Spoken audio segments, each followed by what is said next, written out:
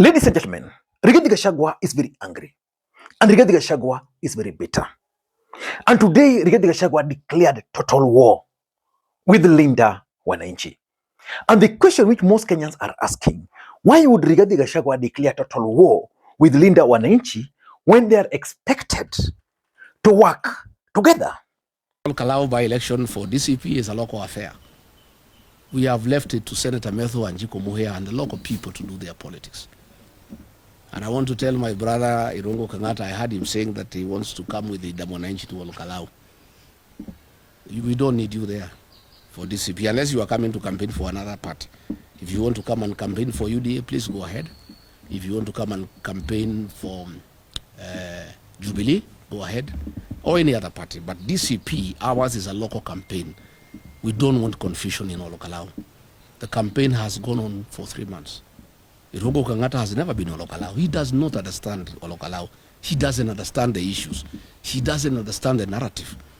He cannot come and bring Linda Wananchi there to campaign the last day without knowing what the issues are and how the campaign is being done.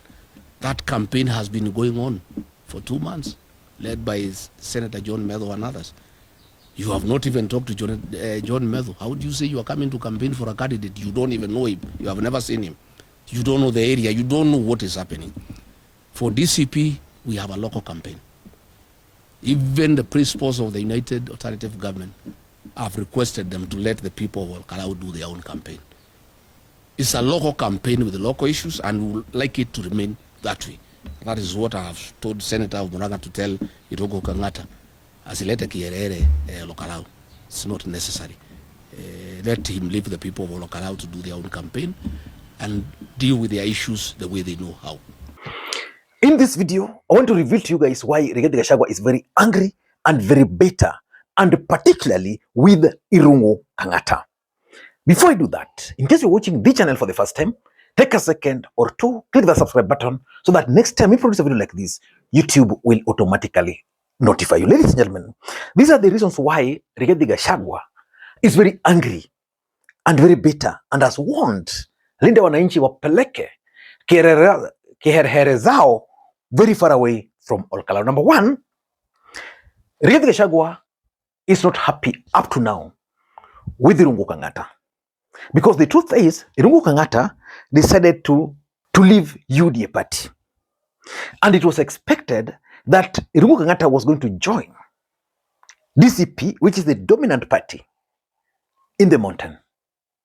Kangata did not do that. Instead, Kangata decided to side or to pick Linda Wananchi. As we speak, you can't really tell the strength of Linda Wananchi in the mountain. And Rigathi Gachagua is a very shrewd politician. He has intelligence. Maybe there's something which Rigathi Gachagua knows about Kangata which you don't know. Maybe Kangata is working for President William Ruto. And therefore he wants to mess up with the campaigns of DCP in Ol Kalou. I was reading one of the comments from one of Rigathi Gachagua's allies from that region, Councillor Njohi, and he was alluding to the fact that Linda Wananchi has been there. They've seen Ol Kalou and DCP campaigning there. And the question they've been asking themselves, why couldn't they join earlier? Why now? And he was bringing a perspective that there's a way Linda Wananchi is being targeted by the government. And therefore, if they were to go to Ol Kalou, the government would then attack them, and IBC would find a reason to postpone the by-election in Ol Kalou.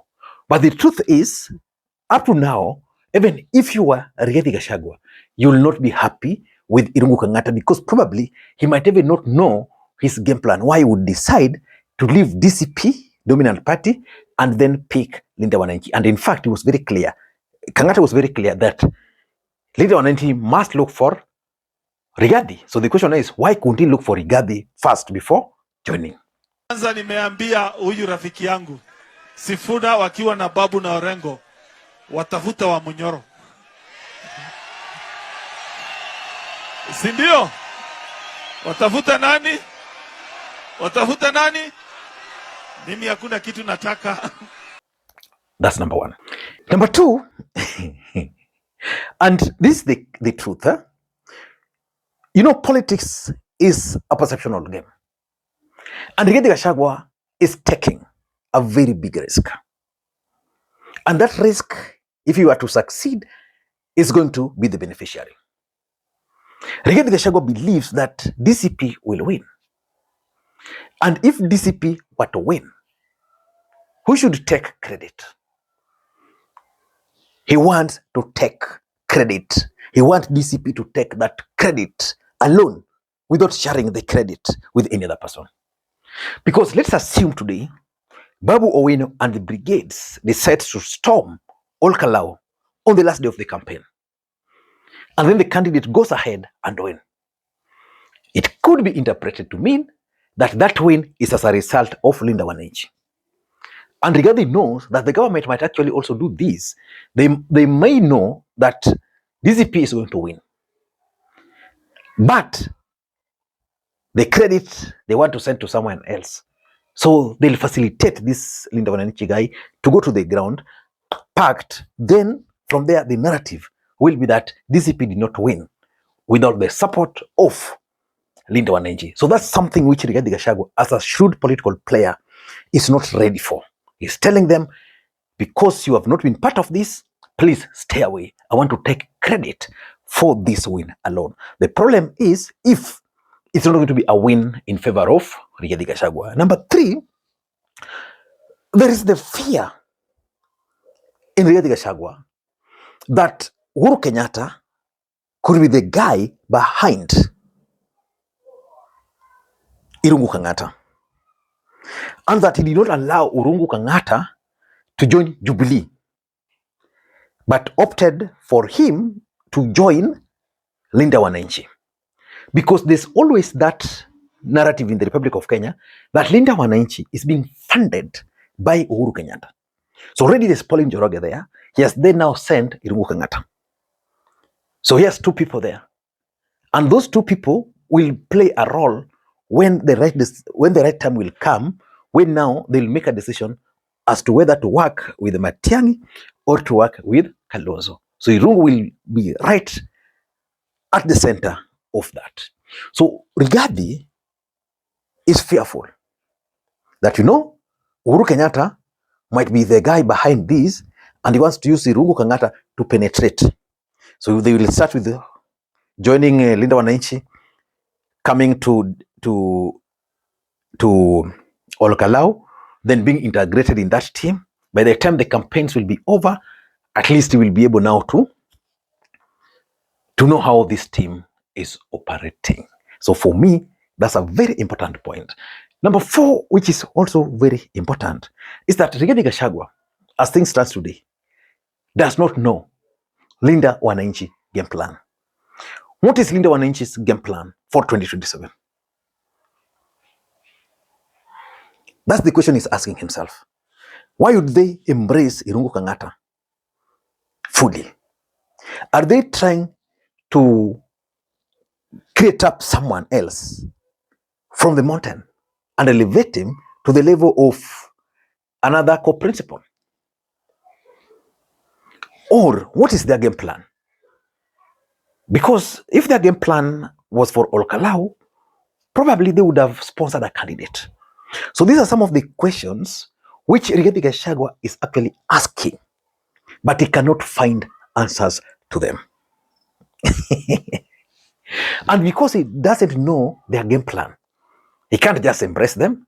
This is a man who has been a DO, has been a deputy president, has been impeached, has a political party, worked with the former president. He understands some of these politics, and therefore is trying to prevent. And importantly, there is the control of Mount Kenya politics. Rigathi Gachagua currently controls Mount Kenya. He would not want any other political formation to enter into Mount Kenya without going through him.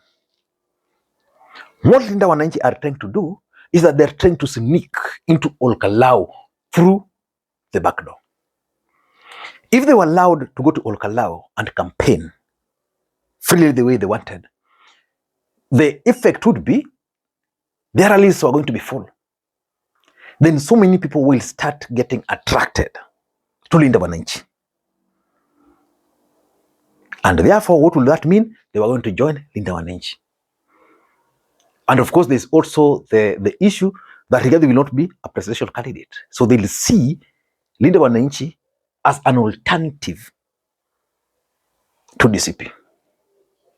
If there's one thing I give Rigathi Gachagua credit for, is his ability to smell danger. He has smelled danger ahead. And lastly, and this is something which I've really thought about, someone somewhere is trying to sabotage Rigathi Gachagua in Ol Kalou. Why am I saying so? As we speak in the Republic of Kenya today, there is Linda Wananchi wave, which is sweeping across the country. And majority of the young people in Kenya, even if they don't associate directly with Linda Wananchi, they love their brand of politics. They love the leaders and the faces behind Linda Wananchi. So this Linda Wananchi team going to Ol Kalou would have really helped Rigathi Gachagua in consolidating the youth voting bloc.